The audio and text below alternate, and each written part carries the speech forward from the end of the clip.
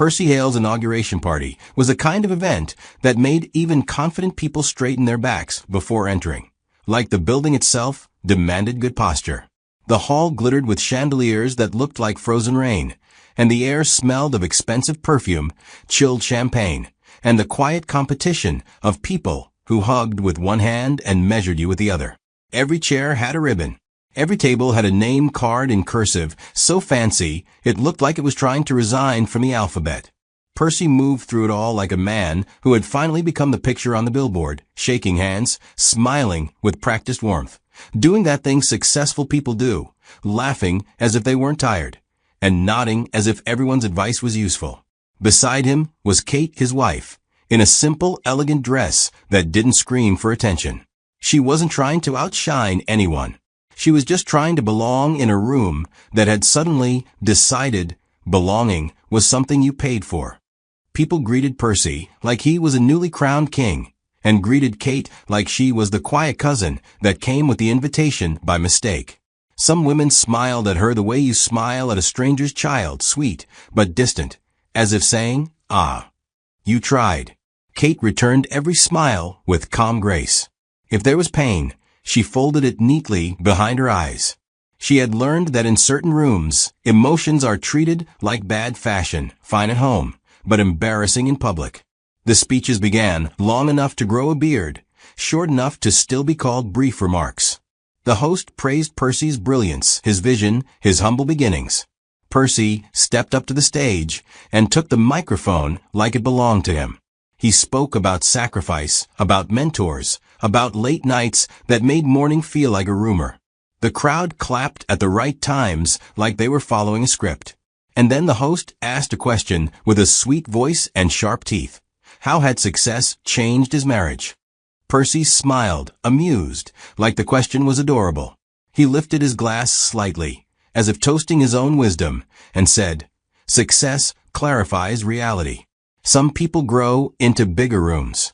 Others," he paused and chuckled, "others are more comfortable staying where they started." The laughter that followed was not one laughter. It was a choir of different meanings. Some people laughed because they truly found it funny. Others laughed because their fear of silence was louder than their morals. And a few laughed with that stiff, guilty sound that meant they were already apologizing inside their minds. Percy didn't look at Kate. The insult didn't need eye contact. It already knew its way home. Kate's face didn't change, but her heart did something quiet and heavy, like a door closing without a slam. Kate clapped too, softly, with the same calm hand she used to pack his lunch in the early days when his suits were borrowed and his dreams were too big for his pocket. She smiled and stood when others stood, because she understood something Percy didn't. If you react in a room like that, the reaction becomes your identity, and the insult becomes just a joke. So she stayed graceful. She walked around shaking hands, offering polite congratulations, and listening. People said, "You must be so proud, the way you say happy birthday to someone you barely know." Kate thanked them with the patience of a woman who had just been publicly demoted but refused to sign the paperwork. One older woman whispered, "Men and their mouths," and patted Kate's hand like pity was a gift. Kate smiled again, because sometimes humor is the only umbrella you have in a storm you can't stop. Later, when the lights grew softer and the music grew louder, Percy disappeared into a circle of admirers. Kate watched him from a distance and realized something sharp. He wasn't celebrating success. He was celebrating separation.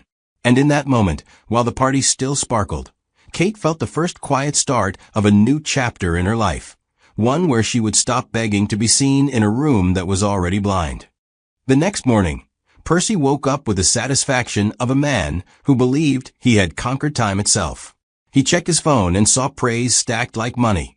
Congratulations, photos, tag videos, laughing emojis, and captions that treated his words like wisdom instead of wound. One post replayed his bigger room's line with a soundtrack that made it sound inspirational, as if cruelty could be made noble with the right beat. Percy smiled. He even sent it to a friend with a like the joke was harmless. Kate watched him from a doorway, holding a cup of tea that had already cooled because she had forgotten to drink it. She wasn't shocked by what he said. She was shocked by how easily the world accepted it. It taught her something. Society has a strange talent for cheering when a woman is humbled, especially if the man is wearing a suit and calling it truth. Percy walked into the bathroom humming, and Kate realized the insult had not been a mistake. It had been an announcement. He didn't just want to feel above her, he wanted witnesses. Kate didn't fight him.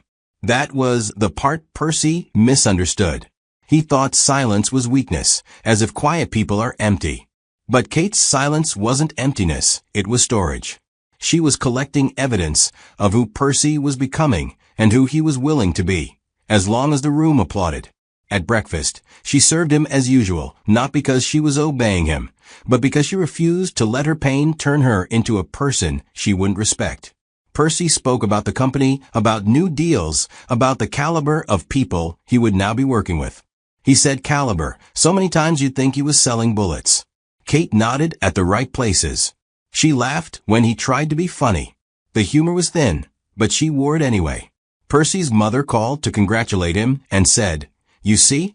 Now you must move with people at your level."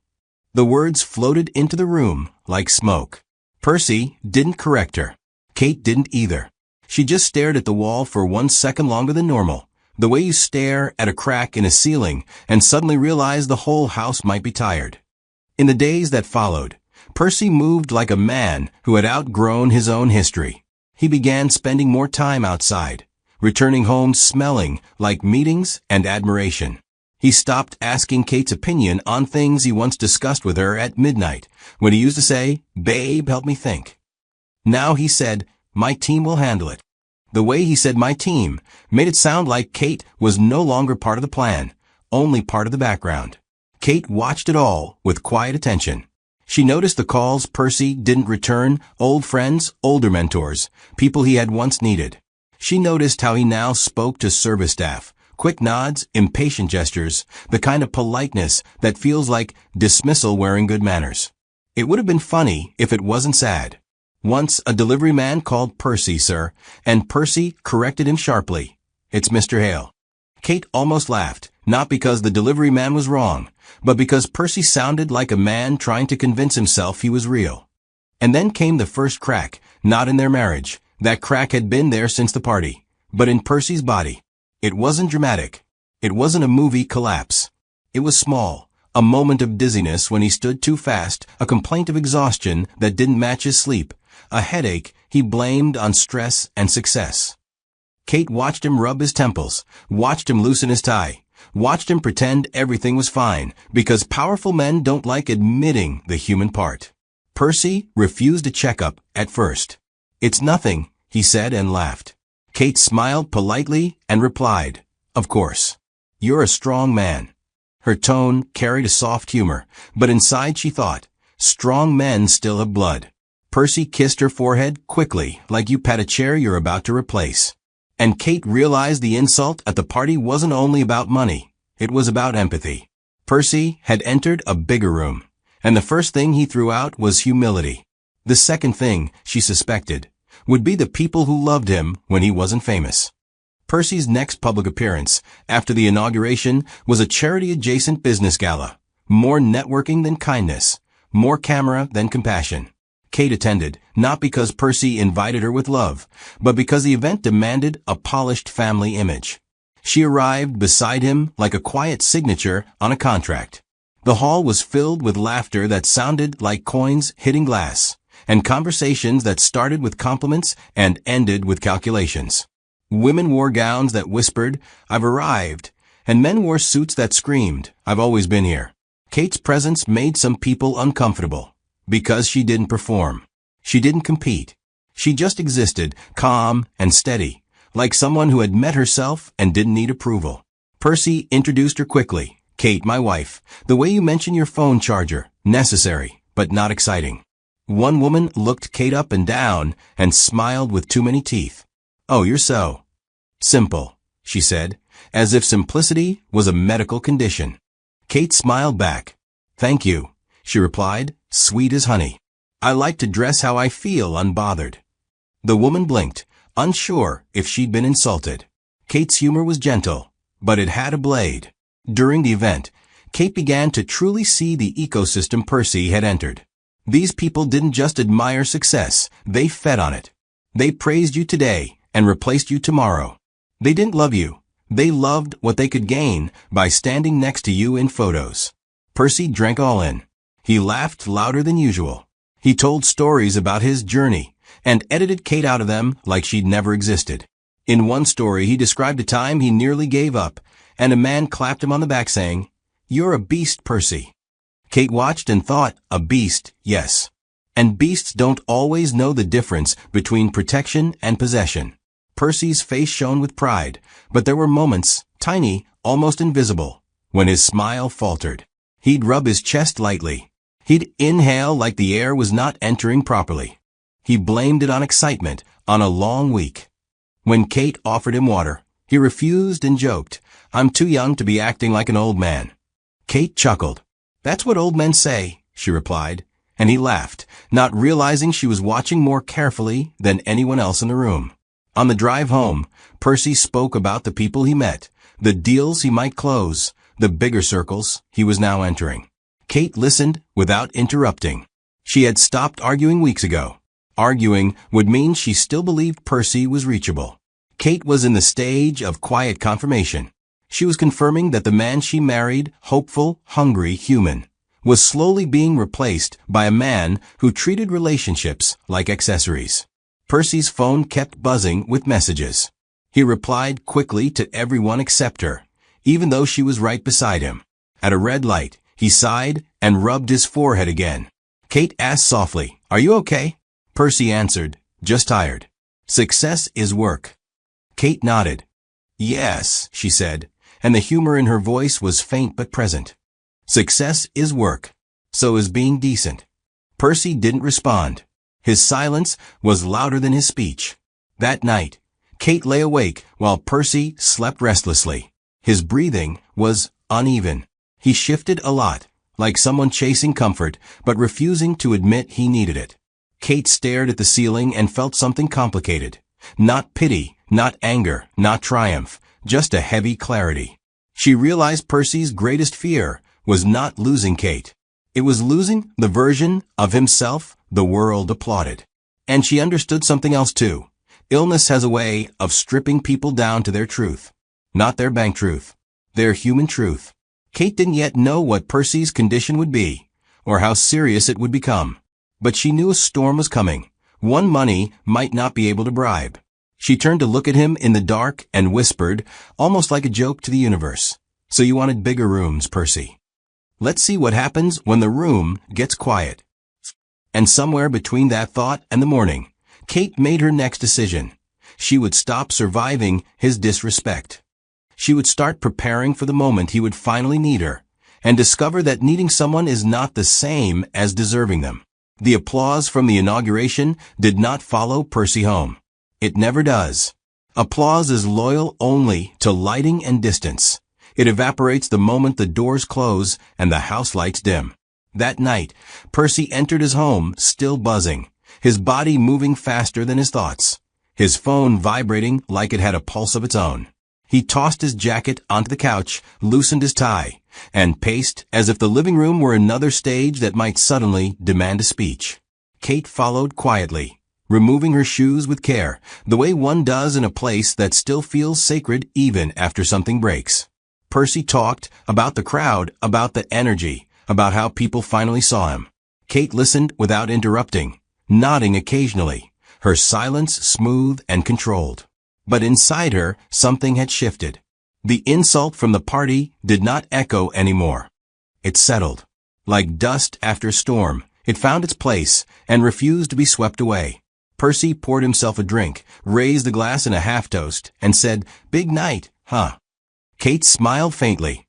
"Yes," she replied. "Very revealing." Percy laughed, missing the meaning entirely.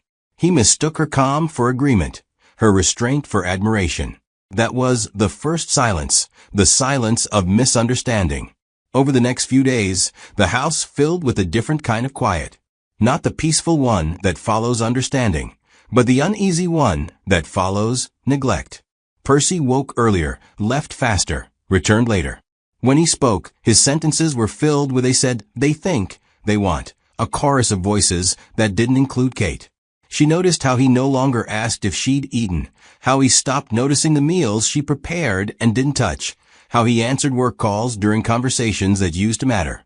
Once, while brushing past her to grab his phone, he said distractedly, "You're quiet lately." Kate smiled without looking up. "So are you," she said gently. Percy frowned, confused, because he had never been louder in the world outside. He didn't realize silence isn't about sound, it's about absence. The humor of it all almost made Kate laugh. Percy believed success meant being heard everywhere, but he had stopped listening in the only room that knew his real name. That silence thickened at night. Percy slept restlessly, his breathing uneven, his body shifting like it couldn't find comfort in its own skin. Kate noticed the way he rubbed his chest sometimes, the way he sighed like air had become heavier than usual. She suggested rest. He dismissed it with jokes. "Don't worry," he said once, forcing a grin. "I can afford the best doctors if I ever need them." Kate raised an eyebrow, amused despite herself. "Let's hope you don't need to test that theory," she replied.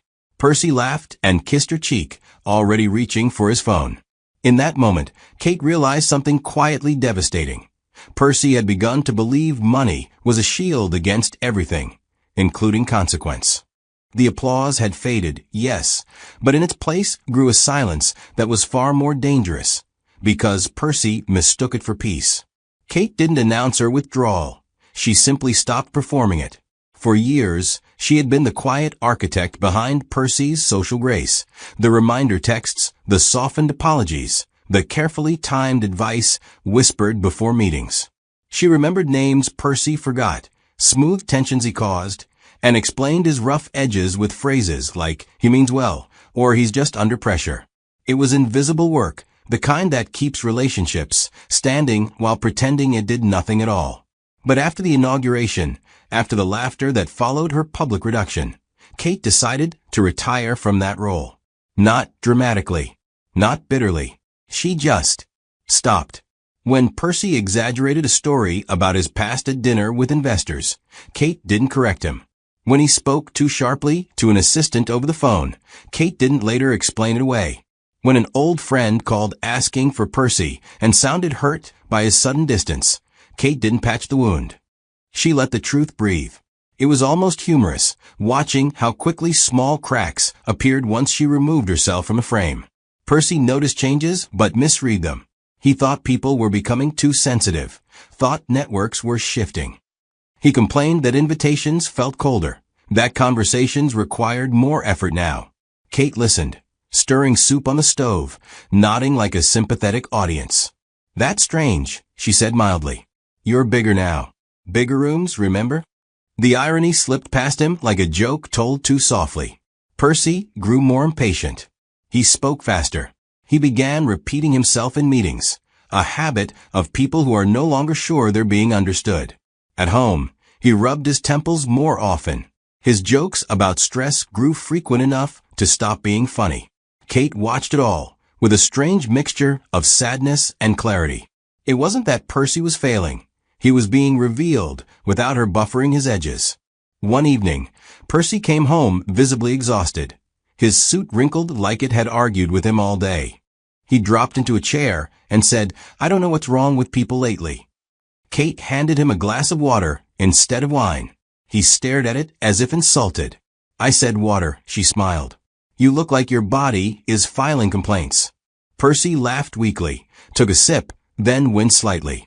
"Must be nothing," he muttered. "Just pressure." Kate leaned against the counter, studying him.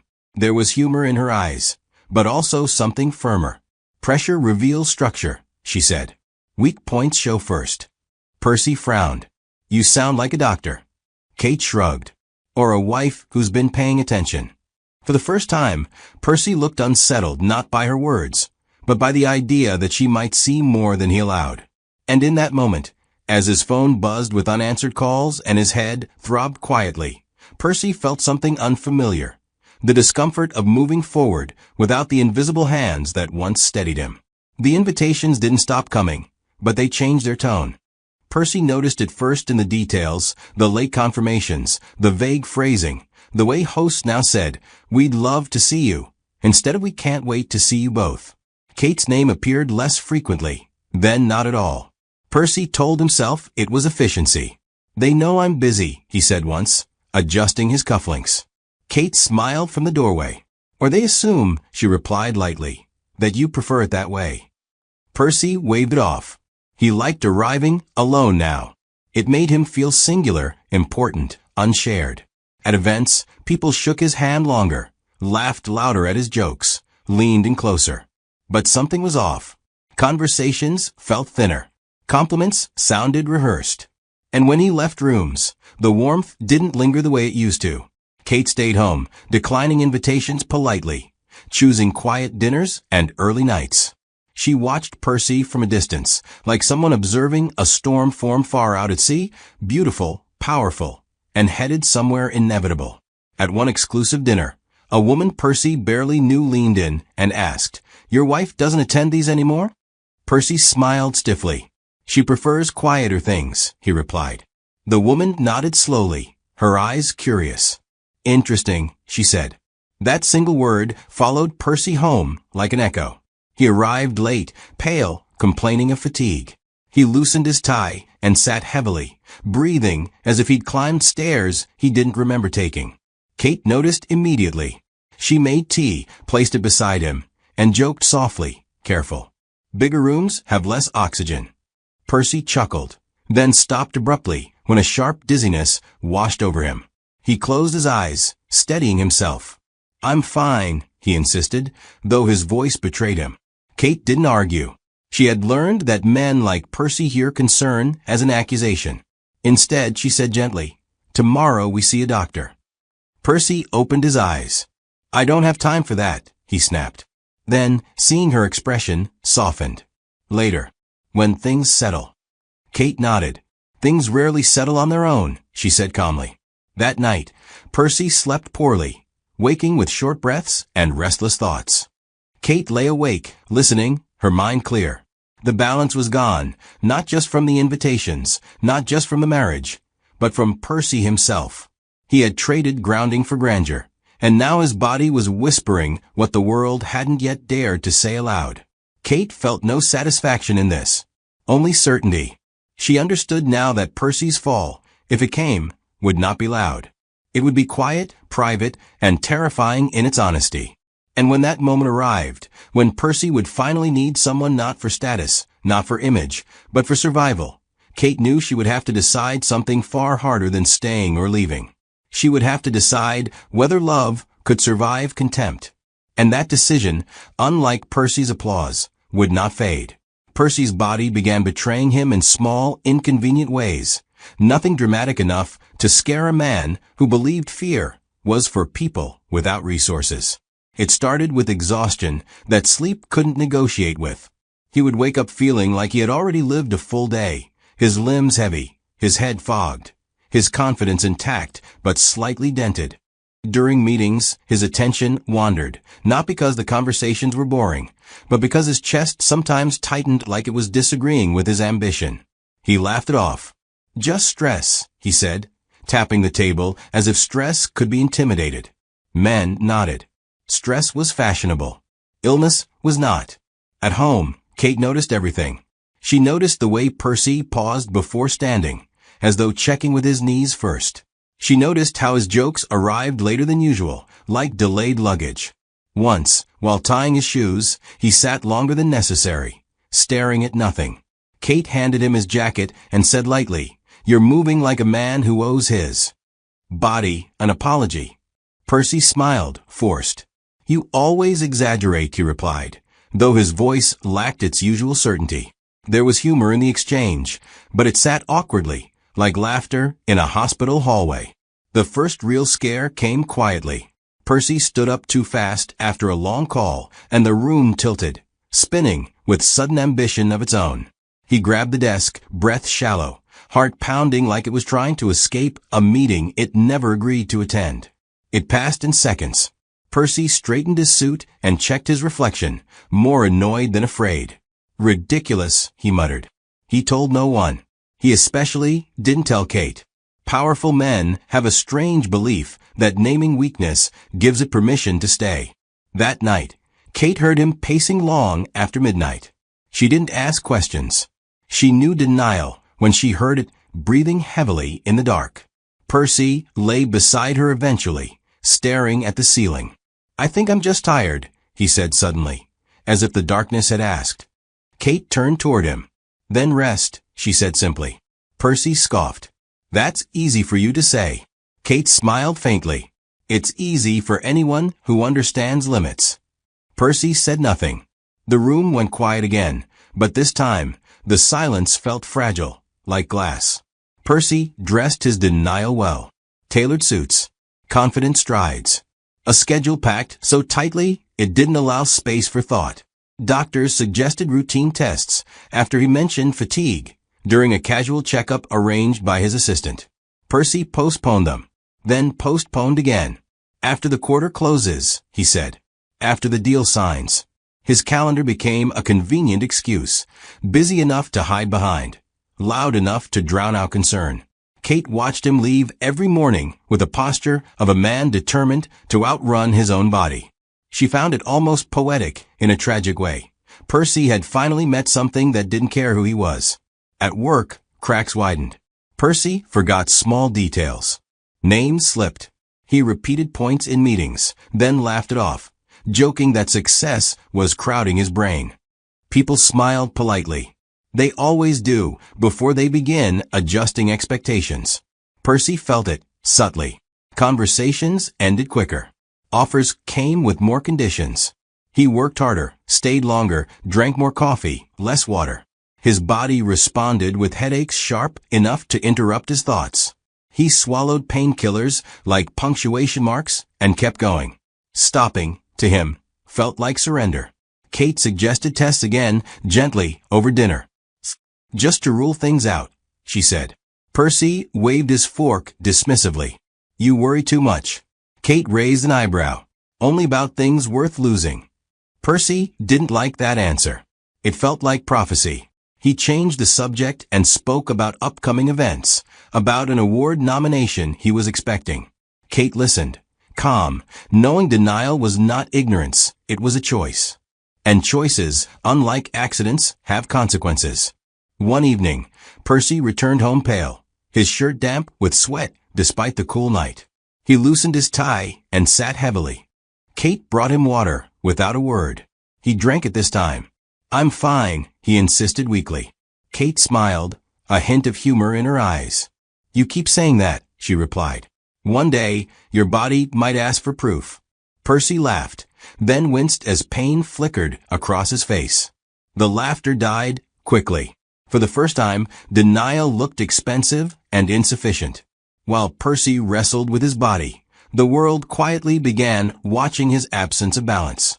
A journalist named Mara noticed first, not because she was looking for scandal, but because she had a talent for spotting patterns others ignored. Percy's rise had been swift, polished, well documented. But recently, something fell off. Kate's absence from events. Percy's sharper tone in interviews. His eyes still confident, but tired in a way makeup and lighting couldn't fully disguise. Mara didn't publish assumptions. She collected observations. Silence, she knew, often tells better stories than noise. Mara requested an interview with Kate. Kate declined politely, without drama. The refusal intrigued Mara more than acceptance would have.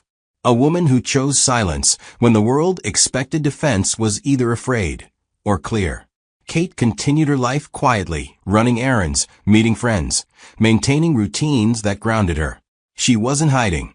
She was opting out. Percy, meanwhile, gave interviews filled with ambition and deflection. When asked about his wife, he smiled tightly. "She prefers privacy," he said. The word prefers did a lot of work. Mara watched Percy at a public forum where he paused mid-sentence, hand briefly pressing against his chest before he continued, joking about long nights. The audience laughed. Mara didn't. She scribbled notes. The story forming wasn't about illness, not yet. It was about imbalance. A man growing louder as the foundation beneath him weakened. A woman growing quieter as clarity sharpened. That night, Percy collapsed briefly in his office bathroom, Nothing dramatic, nothing public. He sat on the floor, breathing hard, suit rumpled, pride shaken. For a moment, alone, he felt fear, real fear, not the kind you can outspend. He didn't tell Kate. He told himself tomorrow would be better.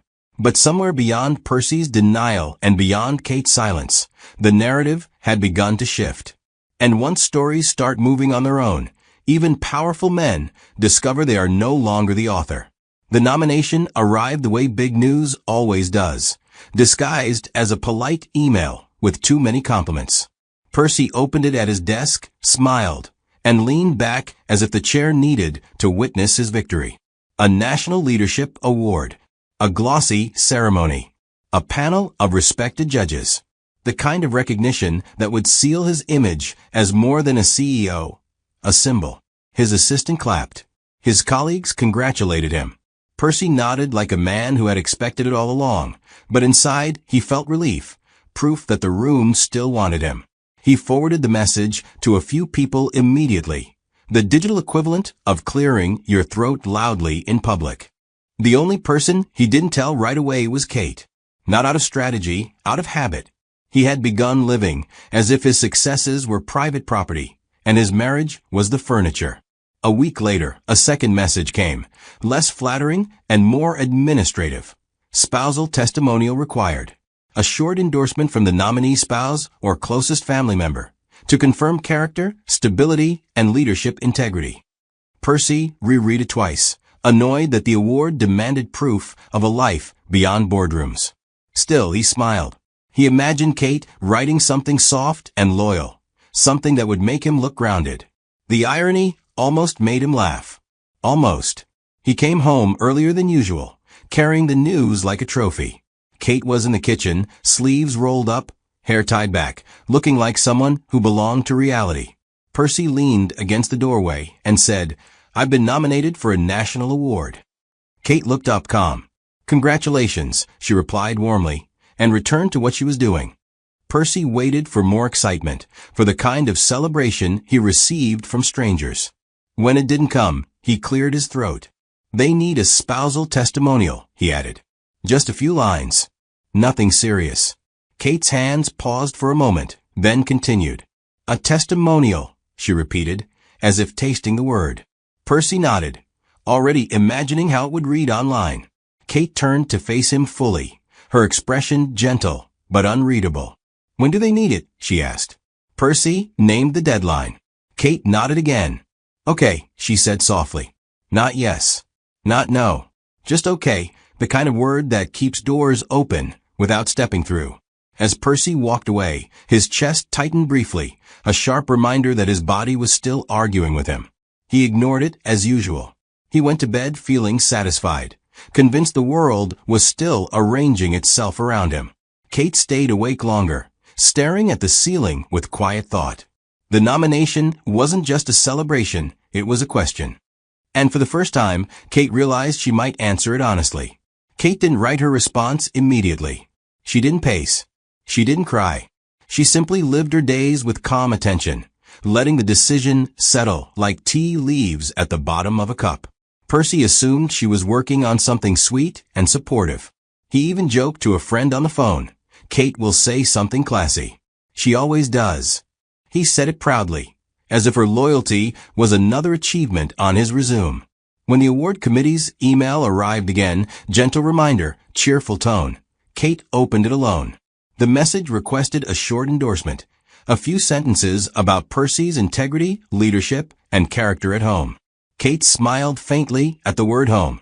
Home was the one room Percy no longer tried to impress, which was why his worst self felt safest there. She typed slowly, not because she struggled for words, but because she wanted the words to be clean, no anger, no extra decoration, no room for debate. She wrote one sentence. "I don't believe I am qualified to speak on Percy's leadership, as I was publicly informed that I am not in his league." She reread it twice, checking for cruelty. There was none. It was factual, restrained, almost polite. The power of it was in its simplicity, like a mirror held up without commentary. Kate clicked send. No trembling hands. No dramatic sigh. Just a quiet decision, delivered with the same calm she used to serve dinner. 2 days later, Percy received a call from the committee. Their voice was professional, cautious. They needed clarification. They had received Kate's response and were concerned about optics. Percy laughed sharply. "Optics," he repeated. It was a joke. Silence met him on the other end. The kind of silence that means the listener is deciding whether you are worth the trouble. Percy stormed into the house that evening, anger dressed as confusion. "Kate, what is this?" he demanded, waving his phone. Kate was seated, reading. She looked up slowly. "It's my response," she said calmly. Percy's jaw tightened. "You couldn't just write something normal?" Kate tilted her head slightly, a hint of humor in her eyes.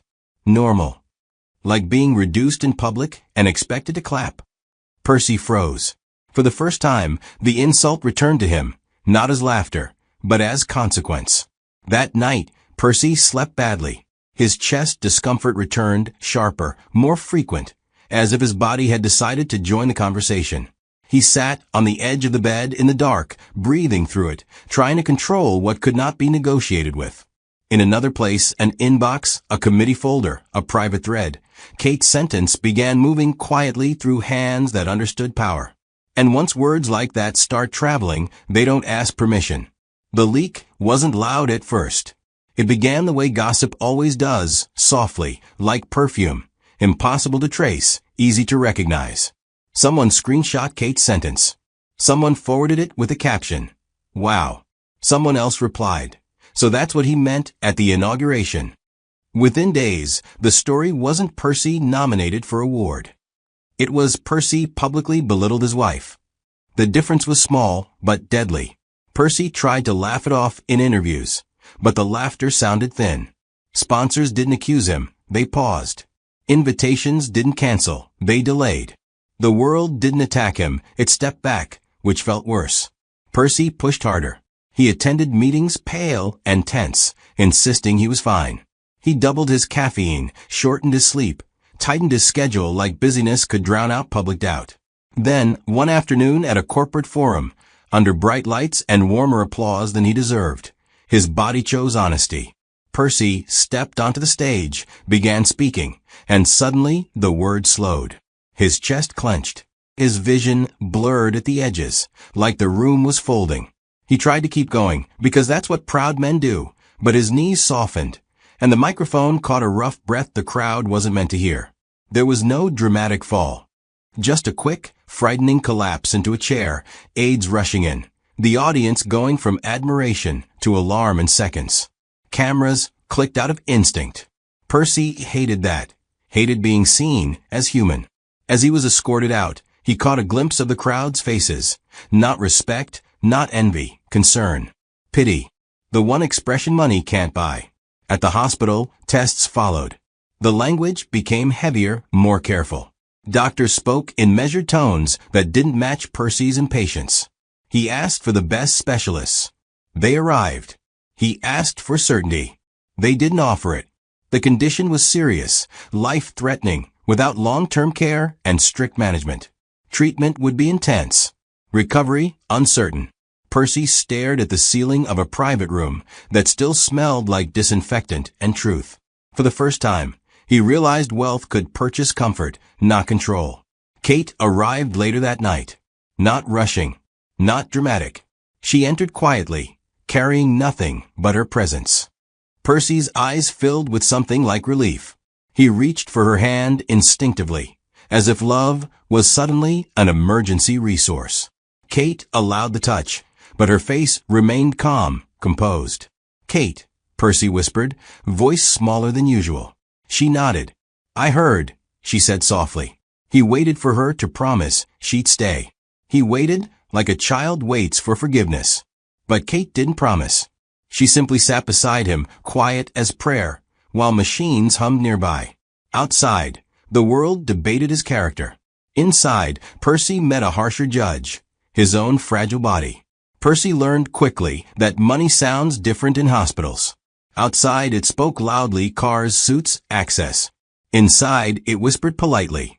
He had a private room, yes. The best specialists rotated through, speaking in careful language that avoided promises. Tests were scheduled.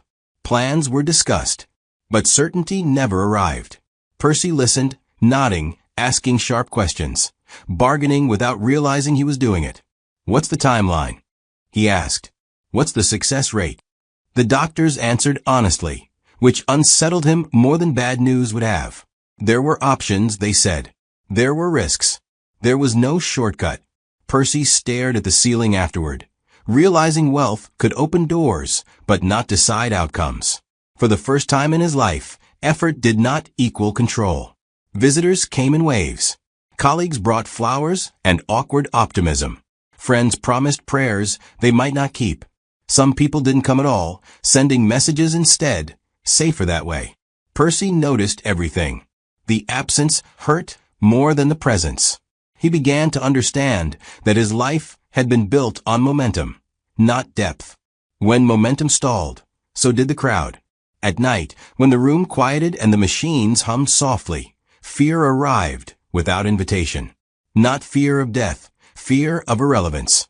Fear that if he survived, the world might move on without him. Kate remained steady. She visited regularly, never rushing, never staying too long. She listened when Percy talked and stayed silent when he didn't. Her calm unsettled him more than anger would have. One evening, Percy sighed and said, half joking, "Funny how all this money still can't buy peace." Kate smiled faintly. "Money buys comfort," she replied. "Peace requires honesty." Percy didn't respond. He watched her adjust the chair and sit with quiet dignity. In that moment, he realized illness had not humbled him yet, but it had finally cornered him. Kate never cried at the hospital. Not because she felt nothing, but because tears would have confused the truth. She brought Percy what he needed, water, patience, calm, but not what he expected. Reassurance without accountability. Percy watched her carefully. As if her presence were a test, he might still fail. He reached for her hand often, lingering longer than necessary, as though touch could anchor him to something familiar. Kate allowed it, but she never pretended it meant more than it did. She was present, not promised. They talked about small things at first. Safe things. News headlines. Old jokes. Once, Percy laughed weakly and said, "Guess I'm not as invincible as I thought." Kate smiled, gentle but honest. "Most people aren't," she replied. The humor softened the moment, but didn't erase its weight. Percy wanted to ask if she'd stay, through treatment, through recovery, through weakness. He wanted to hear loyalty spoken aloud, like a contract. But something stopped him. Perhaps fear. Perhaps the memory of laughter at her expense. One evening, as the sun dipped low and painted the room in quiet gold, Percy finally asked, "You're not going anywhere, right?" Kate didn't answer immediately. She looked at him with a calm that felt almost surgical. "I'm here now," she said softly. The words were careful, precise. Not a lie. Not a promise. Percy nodded, pretending it was enough. But the space between now and always stretched wide, and for the first time, he sensed the cost of words spoken without thought. The question came on a quiet morning, when the room smelled faintly of disinfectant and early light. Percy looked smaller then, not physically, but internally, like a man whose armor had been set aside without ceremony. Kate sat beside him, reviewing something on her phone, calm as ever. Percy watched her for a long moment before speaking. "Kate," he said softly, "if I get better, will things go back to normal?" The question carried hope, fear, and entitlement all at once. Kate put her phone away and turned to him fully. Her voice was gentle, but her eyes were clear. "Normal for who?" she asked. Percy frowned slightly. "For us," he said. Kate paused, then asked the question that changed everything. "Would you still need me if you were well?" The words didn't accuse. They simply landed. Percy opened his mouth, then closed it. He searched for the right answer, something honest, something redeeming, but all he found were echoes of applause, laughter, and rooms where he had chosen pride over partnership. Silence filled the space between them, heavy but necessary. Percy's eyes filled slowly, not with tears of pain, but with realization. He understood then that illness had not created this distance. It had revealed it. Kate reached out and rested her hand briefly on his. "I don't hate you," she said softly. "But I won't disappear into someone else's shadow again." Percy nodded, broken in a way money could not repair. He realized too late that love, once diminished, does not always recover with health. Some losses arrive before the body fails, and they don't heal the same way. Kate did not leave in the middle of the night or after an argument. She waited for a morning that felt clear, the kind where decisions don't tremble. Percy had been moved to a quieter ward, stable but weakened, his days now measured by medication times and cautious optimism. Kate arrived as usual, calm, carrying a small bag. She helped adjust his pillow, listened as the doctor explained the next phase of treatment, and thanked everyone with polite precision. Percy mistook her composure for permanence. He smiled more that day, relaxed for the first time in weeks. After the room cleared, Kate sat beside him and spoke gently. "I won't be staying through the next phase," she said. The words were soft, but they did not bend. Percy blinked, confused. "You mean today?" Kate nodded. "I mean after today." He searched her face for anger and found none. That frightened him more. "Is this because of what I said?" he asked, voice tight. Kate smiled sadly. "It's because of what it showed." She explained without accusation.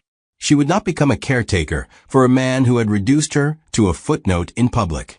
She wished him healing. She hoped he found humility. But she would not shrink to make his recovery easier. Percy reached for her hand, panic breaking through his restraint. "Please," he whispered. Kate held his hand briefly, then let go. "I'm not leaving because you're sick," she said softly. "I'm leaving because I finally got well." She kissed his forehead and walked out, leaving behind silence that no machine could fill. Recovery was quieter than Percy expected.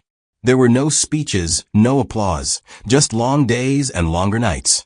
He followed instructions, attended therapy, took medication with disciplined obedience. His body improved slowly, but something else deteriorated. Visitors stopped coming as frequently. Calls became shorter. Messages turned polite. People asked how he was, not what he planned next. The shift was subtle, but unmistakable. Percy realized he had built a life that functioned best when he was impressive, not vulnerable. Alone in the evenings, Percy replayed moments he had dismissed as jokes. He heard his own laughter, sharper now in memory.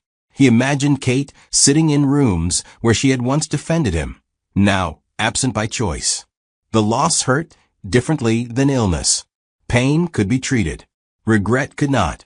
He drafted messages to Kate he never sent. Apologies felt inadequate without humility, and humility arrived late. When Percy was finally discharged, he returned to a house that felt staged, beautiful, but unfamiliar. Kate's absence was everywhere. The silence in the kitchen, the untouched chair, the routines undone. Percy sat alone and laughed once, softly, at the irony. He had wanted bigger rooms. Now he had one, and it echoed. Percy's health stabilized, but his reputation did not. Sponsors remained cautious. Boards requested reassurances. Invitations became conditional. No one said he was finished. They simply behaved as though he might be. Percy attended events again, thinner and quieter, greeted with sympathy instead of awe. He noticed how quickly admiration turned to assessment. People listened less, smiled more carefully. Power, he learned, does not disappear dramatically. It dissolves. Articles referenced his controversial remarks with softened language that still carried weight. Kate's sentence resurfaced occasionally, quoted without commentary, which made it worse. Percy stopped correcting the narrative. He had learned that denial only sharpens memory. In private moments, he wondered what recovery meant now, if it was merely physical, or if something essential had already been lost. One evening, Percy stood alone at a window overlooking the city and understood the final lesson illness had taught him. Success can elevate you, but character decides who stays when the elevator stops. Kate had not destroyed him. He had done that work himself, carefully, publicly, and with applause. The realization didn't break him, but it changed him. Too late to matter where it counted most. Kate agreed to one interview and only one. Not because she needed to explain herself, but because silence, when prolonged, can be mistaken for fear. The journalist met her in a quiet cafe, no cameras, no dramatics. Kate arrived on time, dressed simply, carrying nothing but composure. The first questions were predictable. Was she angry? Did she feel guilty leaving a sick man? Kate listened patiently, then smiled faintly. I didn't leave a sick man, she said. I left a pattern. The journalist paused, recognizing a sentence that would outlive the interview itself. When asked why she never publicly defended Percy after the controversy, Kate answered calmly, almost kindly. Because I didn't need to, she said. He introduced himself. There was no bitterness in her tone, only clarity. She explained that love does not survive contempt, and illness does not erase history. Compassion doesn't require self-erasure, she added. Staying would have taught him nothing. Leaving did. The journalist didn't interrupt. Some truths ask for space. The interview was published without embellishment. No headline screamed. No accusations were made. But the simplicity of Kate's words unsettled readers more than outrage ever could. Percy read it alone that night. He didn't throw the phone. He didn't curse. He simply sat still, understanding finally that this was not revenge, it was conclusion. Kate hadn't taken anything from him.